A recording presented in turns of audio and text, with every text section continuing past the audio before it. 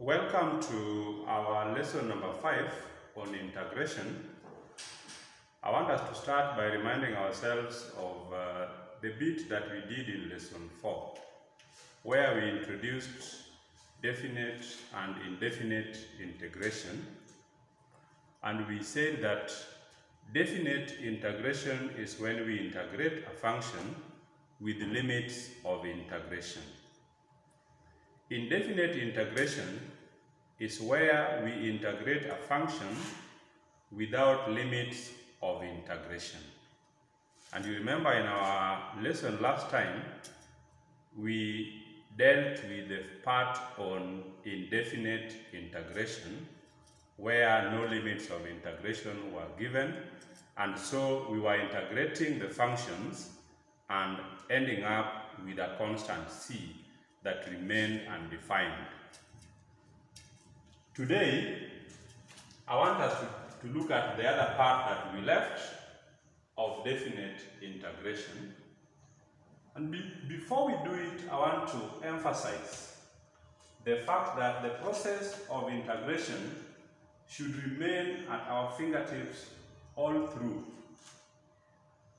We are supposed to add 1 to each power and divide by the new power for each and every term. This is what we must practice all the time, because some of the work we are going to do today may not go through each of the steps of adding 1. We shall do the addition mentally and simply move to the other steps.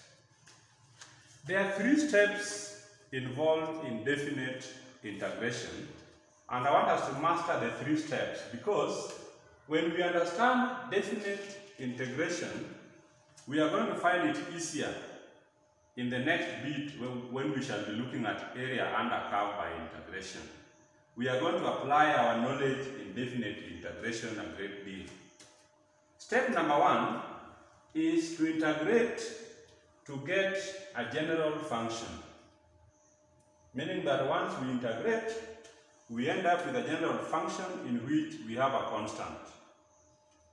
The next step, number 2, is to substitute the limits in the general function, starting with the upper limit followed by the lower limit.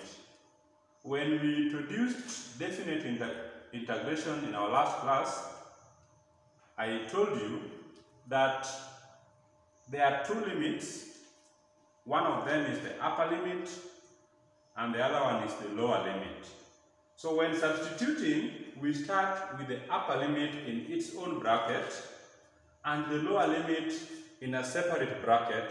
Then the 2 brackets are subtracted, the lower one being subtracted from the upper one.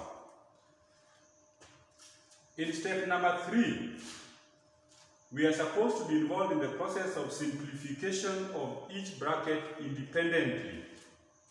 So once you've substituted the upper limit in its own bracket, simplify that bracket.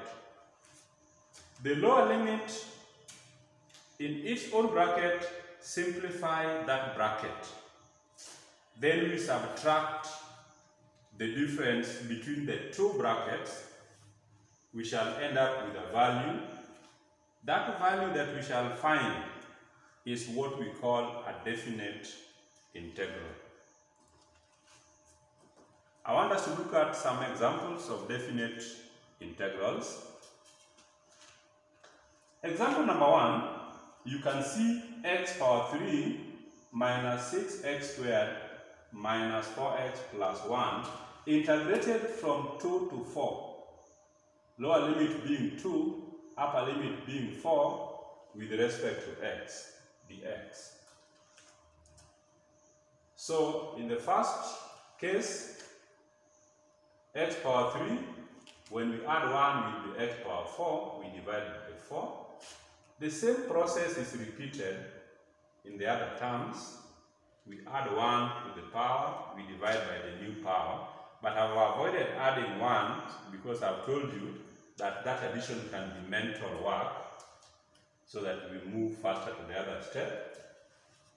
Once we have integrated, we insert the limits of integration as indicated here. 4 being the upper limit written up there, 2 being the lower limit written down there. In our step number 2, where I've combined the other things, substitution, simplification, and subtraction, you can see that in our integral up there, where there is x in the first bracket, we are replacing with 4. Where there is x, we are replacing with 4.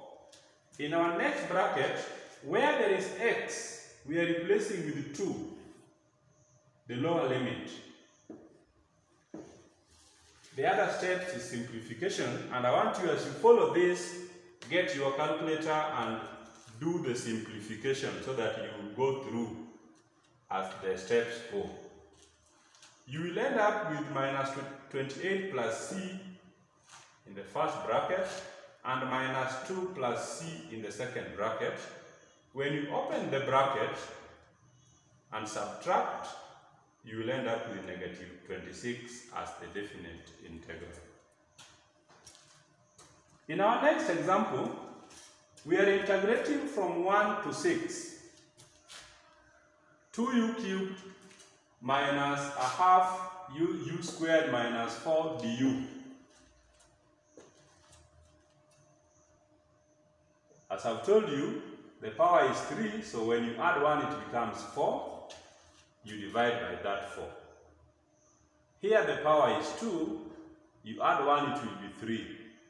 But now, you are dividing by 3 where there was already a 2 in the denominator.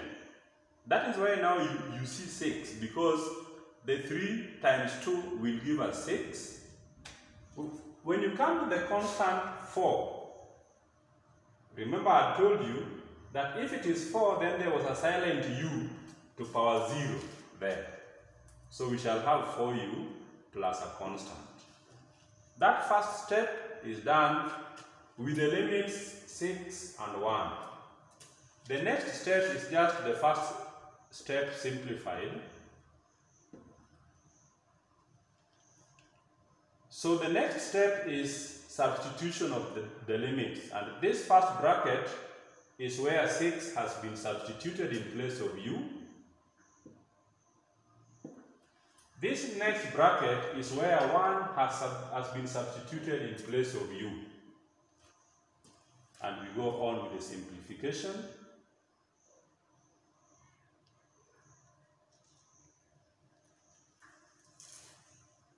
Simplification, and like I've told you, I want you to follow using your calculators. Finally, we end up with 6, 31, and 2 over 3. That is the definite integral. Our last example is now integrating from negative 3 to 2. 6x squared plus 6x minus 1 with respect to x. The first step, the power of x is 2, so it will be 3, divided by 3. The power of x is 1, so it will be 2, divided by 2. The power of x in 1 is 0, so when we add 1 to 0, it will be power 1. That means that term will come to negative x plus a constant. Simplification in the next step, where 6 is divided by 3 to get 2, 6 is divided by 2 to get 3, minus x plus c, limits from negative 3 to 2. Substitution in the first bracket, where there is x, we have placed 2 in all the cases in the first bracket. In the second bracket, where there is x, we have placed negative 3, you can see, plus a constant.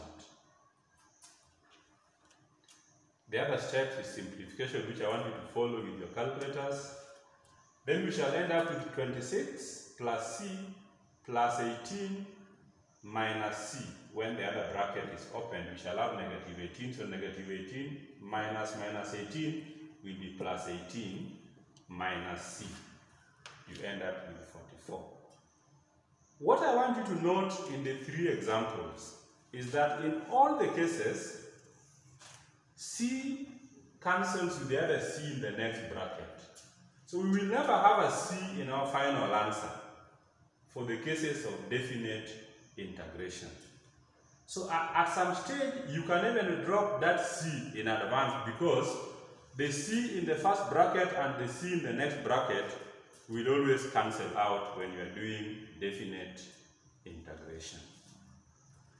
I want us to look at some exercise in KLB Book 4, page 230, exercise 10.2. Question number 3, B, D, and E are testing definite integration. Kindly go through it so that you are able to understand definite integration, because this is going to help us in the next step when we are looking at area under a curve. I want to wish you well, and may God bless you.